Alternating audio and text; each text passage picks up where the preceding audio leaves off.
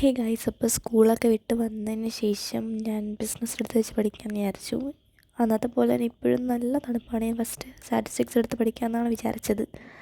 പിന്നെ സ്റ്റാറ്റിസ്റ്റിക്സ് വേണ്ട, ബിസിനസ് എടുക്കാമെന്ന് വിചാരിച്ചിട്ട് ബിസിനസ് എടുത്തിട്ടുണ്ടായിരുന്നു. എനിക്ക് സ്റ്റാറ്റിസ്റ്റിക്സ് പഠിക്കാൻ ഒരു മൂഡ് കിട്ടുന്നുണ്ടായിരുന്നില്ല. ഞാൻ ഒരു പ്ലാൻ വെച്ചിട്ടുണ്ടായിരുന്നു, എങ്ങനെയെങ്കിലും സ്റ്റാറ്റിസ്റ്റിക്സ് അല്ലെങ്കിൽ ബിസിനസ് ഇനി വരാൻ പോകുന്ന സൺഡേ തീർക്കണമെന്നുള്ളത്. അപ്പോൾ അത് നടന്നില്ലെന്നൊക്കെ എന്തായാലും സൺഡേയുടെ വീഡിയോ വരുമ്പോഴേക്കും നിങ്ങൾക്ക് കാണാം. ഞാൻ കുറേ പ്ലാൻ ചെയ്താണ് സൺഡേ ഇങ്ങനെ ചെയ്യണം അങ്ങനെ ചെയ്യണം എന്നൊക്കെ. എന്നാലും ആ ഒരു സൺഡേയുടെ വീഡിയോ വരുമ്പോഴേക്കും നിങ്ങളത് കാണും. പിന്നെ സ്റ്റാറ്റിസ്റ്റിക്സിൻ്റെ ബുക്ക് ഞാൻ എടുത്ത് മാറ്റിയിട്ട് ബിസിനസ്സിന് എടുത്തിട്ടുണ്ടായിരുന്നു. ബുക്ക് വരെ മാറിപ്പോയി. ഞാൻ സ്റ്റാറ്റിസ്റ്റിക്സിനെ മാറ്റി ബിസിനസ് എടുത്തെന്നുള്ള ഓർമ്മയിലാണ് ഇവ നിൽക്കുന്നത്. ഞാൻ എൻ്റെ നോട്ട് എഴുതുന്ന ബുക്ക് എടുത്തിട്ട് തുറന്ന് അവിടെ ഒരു കോട്ട് ചെയ്തിട്ടുണ്ടായിരുന്നു. അതിപ്പോഴാണ് ഞാൻ ശ്രദ്ധിച്ചിട്ടുണ്ടായിരുന്നത്. അതൊക്കെ വായിച്ച് പതുക്കെയൊക്കെ കുറച്ച് മടിയുണ്ടായിരുന്നു. എനിക്ക് മടി കൂടിക്കൂടി വരുന്നത് ഇടയിൽ എക്സാം എടുക്കുന്നതോളം മടി കൂടിക്കൂടി വരുന്നു. എക്സാം ഇനി 10 ദിവസം പോലും ഇല്ല, 6-7 ദിവസം കണ്ടേ ഉള്ളൂ എക്സാമിന്. അപ്പോൾ അതിനനുസരിച്ച് എനിക്ക് മടി കൂടി വരികയാണ്. സാധാരണ ഇങ്ങനെയല്ല നടക്കുന്നത്. എക്സാം എടുക്കുമ്പോഴും ഒരു ടെൻഷനൊക്കെയാണ് വരുന്നത്. എക്സാമിന് 2-3 ദിവസം മുമ്പൊക്കെ നല്ലപോലെ ടെൻഷൻ വരും. ആ ദിവസം എടുത്ത് പഠിക്കും, അങ്ങനെയാണ്. പിന്നെ ഞാൻ ഇവിടെ ചെയ്ത മണ്ടത്തരം എന്താണെന്ന് വെച്ചാൽ, ഞാൻ എൻ്റെ ബിസിനസ്സിൻ്റെ ചാപ്റ്റർ ഏതാണ് പഠിച്ചുകൊണ്ടിരുന്നത് ഇങ്ങനെ തുറന്ന് നോക്കുകയാണ്. ഇതല്ലല്ലോ ഞാൻ പഠിച്ചുകൊണ്ടിരുന്നത്, ബുക്കെങ്ങാനും മാറിപ്പോയി, സിലബസ് മാറിപ്പോയി, ഇങ്ങനെയൊക്കെ എൻ്റെ മനസ്സിലേക്ക് ചിന്ത വന്നത്. ആ ഫ്രണ്ടിൽ എക്കണോമിക്സ് എന്ന് വെണ്ടയ്ക്ക അക്ഷരത്തിൽ എഴുതി വെച്ചിരുന്നത് ഞാൻ കണ്ടില്ല. ബിസിനസ്സിൻ്റെ ബുക്കാണെന്ന് വെച്ചിട്ടാണ് തിരിച്ച് മറിച്ച് നോക്കുന്നത് എവിടെയാണ് ഞാൻ പഠിച്ചുകൊണ്ടിരുന്നത് ലാസ്റ്റായിട്ടെന്ന്. അത്ര പോലും ശ്രദ്ധ എനിക്ക് ഉണ്ടായിരുന്നില്ല ഒരു ദിവസം. എന്താ അറിയാൻ പാടില്ല. പിന്നെ അത് കണ്ടപ്പോഴാണ് അത് മാറ്റിയിട്ട് ഞാൻ ബിസിനസ്സിൻ്റെ ബുക്ക് എടുത്തിട്ടുണ്ടായിരുന്നു. NCERT ഞാനിപ്പോൾ കംപ്ലീറ്റ്ലി അവോയ്ഡ് ചെയ്യാണ്. NCERT ഇപ്പോൾ തൊട്ടിട്ട് തന്നെ കുറേ നാളായിട്ടുണ്ട്, 2-3-4 ആഴ്ച ആയിട്ടുണ്ടാവും. ഈ ബുക്ക് വാങ്ങിച്ച ശേഷം ഞാൻ എന്തായാലും NCERT എടുത്തിട്ടില്ല. അപ്പം കുറേ നാളായി. ഇംഗ്ലീഷിനും IPക്കും മാത്രം ഞാൻ ഉപയോഗിക്കുന്നുണ്ട്. ബാക്കി എല്ലാത്തിനും എൻ്റെ റെഫറൻസ് ബുക്ക് തന്നെയാണ് ഞാൻ ഉപയോഗിക്കുന്നത്. അതിൻ്റെ ആവശ്യമേ. പിന്നെ ഞാൻ ആദ്യമേ എഴുതി പഠിക്കാമെന്ന് വിചാരിച്ചു. പിന്നെ എഴുതി എനിക്ക് തന്നെ എടുത്തപ്പോഴേക്കും എഴുത്ത് നിർത്തിയിട്ട് ഞാൻ വായിക്കാൻ തുടങ്ങി. വായിച്ച് പഠിക്കാൻ. പിന്നെ എനിക്ക് ഉറക്കം വരുന്നുണ്ടായിരുന്നില്ല, നല്ല ക്ഷീണം ഉണ്ടായിരുന്നു. കാരണം എനിക്ക് പനിയുടെ ഒരു തുടക്കമായിരുന്നു. രാത്രി ചെറുതായിട്ട് പനിയും കാര്യങ്ങളൊക്കെ എനിക്ക് പനി ഉറപ്പായിട്ടും പിറ്റേ ദിവസം പനി ഉണ്ടാവുമെന്ന് എനിക്ക് 100% ഉറപ്പായിരുന്നു.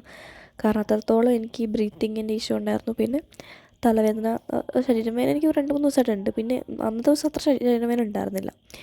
അപ്പോൾ എനിക്ക് ഉറപ്പായിരുന്നു സൺഡേ ഉറപ്പായിട്ടും ശരീരവേദന ഇരിക്കും, പഠിച്ചു തീർക്കാൻ പറ്റുമെന്നുള്ള കൺഫ്യൂഷനൊക്കെ ഉണ്ടായിരുന്നു. എനിക്ക് സൺഡേ കിട്ടിക്കഴിഞ്ഞാൽ കുറേ പ്ലാനുണ്ട്.